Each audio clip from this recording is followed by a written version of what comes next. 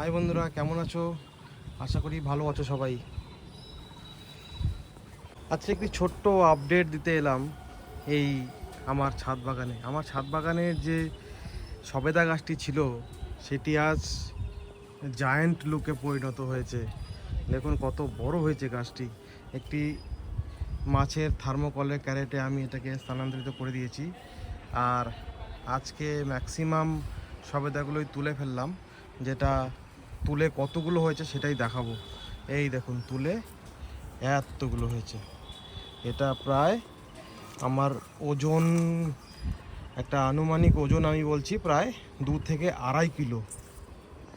তো বন্ধুরা, আপনাদের যদি ছাদেও একটু জায়গা থাকে, এরকম একটি মাছের থার্মোকলের ক্যারেট নিয়ে এসে আপনারাও কিন্তু স্থানান্তরিত করতে পারেন। আপনারা এরকম একটা সবেদা গাছ রোপণ করতে পারেন। আর এটা করলে কিন্তু আপনাদের 12 মাসের একটি যে অর্গানিক পদ্ধতিতে তৈরি বাড়িতে নির্বিঘ্ন সেই ফলগুলো কিন্তু আপনারা খেতে পারেন। দেখুন, আমি এটি 3-3.5 বছরের গাছ। প্রথমে ছোট্ট টবে ছিল, ধীরে ধীরে আস্তে আস্তে আমি বড় টবে দিয়েছি।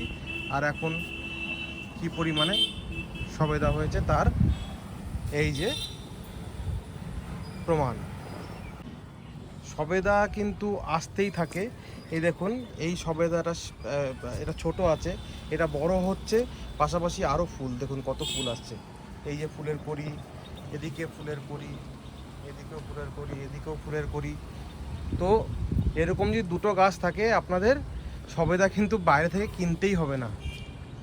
আমি আজকে সবগুলো তুলে ফেললাম এই কারণেই যে পাখি এসে খুব নষ্ট করে দিচ্ছে। দেখুন, পাখি এসে এখানে খেয়ে সবেদা খেয়ে ফেলে দিয়েছে। তাই আমি ভাবলাম যে সব সবেদাগুলো তুলে আমি বাড়িতে স্টোর করে রাখবো এবং ধীরে ধীরে পাকবে, ধীরে ধীরে খাবো। পাখিরাও খাক, পাখিদের জন্য কিছুটা ছেড়ে দিয়েছি। এই যে আছে আরও। ঠিক আছে, আজকে এইটুকুই আপডেট দিলাম। ধন্যবাদ বন্ধুরা।